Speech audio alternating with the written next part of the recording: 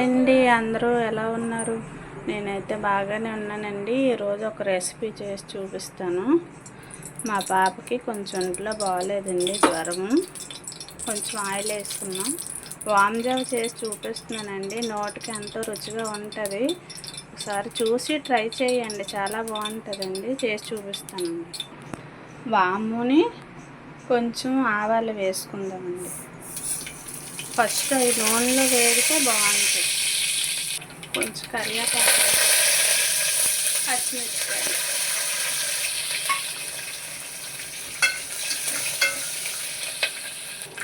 అవి వేగాయండి. ఉల్లిపాయలు వేసుకుందాం.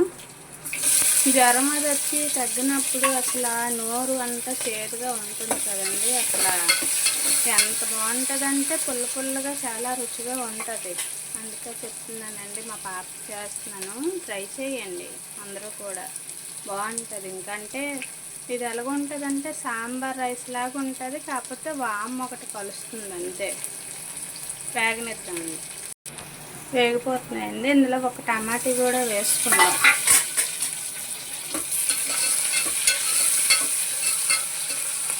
వేగనిద్దామండి, మెత్తగా అవ్వాలి టమాటా. వేగిపోయిందండి. మనం కొంచెం ఉప్పు, కారం, పసుపు వేసుకుందాం అంతే.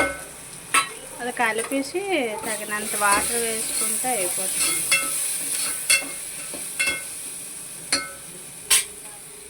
మనం తీసుకునే రైస్కి నేను 1 గ్లాస్ తీసుకున్నాను. 2 గ్లాసుల వాటర్ అండి అది. ఇంక కొంచెం చింతపండు పులుపు. వాటర్ ఎక్కువ వేయాలండి. వాటర్ వేసేసుకుందాం, రైస్ కూడా వేసేసుకుందాం. శుభ్రంగా వాష్ చేసుకున్నానులే నేను. కలిపేసి దీన్ని మూత పెట్టేసుకుంటామండి అంతే. నేను మళ్ళీ చూపిస్తాను. మనకి కుక్కర్ది అయితే గాలిపోయిందండి. చూసారా ఎంత బాగా వచ్చిందో. కొంచెం ఇలా మెదిపేసుకుంటే మనకి అయిపోయినట్టే. ఇలాగ వేడివేడిగా తింటే అసలు అంత టేస్ట్గా ఉంటుంది నోటికి. మా పాపకి చాలా ఇష్టం అండి, ఎప్పుడు చేయమని అడుగుతుంది. చూసారా ఎంత బాగుంది. ఇంకా కొంచెం మెదిపేసినా సరే ఇలాగ సరిపోతుంది. సాంబార్ రైస్ లాగా ఉంది చూసారా. ట్రై చేయండి ఇలాగా. మా వీడియో నచ్చితే లైక్ చేయండి, షేర్ చేయండి, సబ్స్క్రైబ్ చేయడం మర్చిపోద్దండి. వీడియో ఎలాగుందో కామెంట్ చేయండి. Thank you.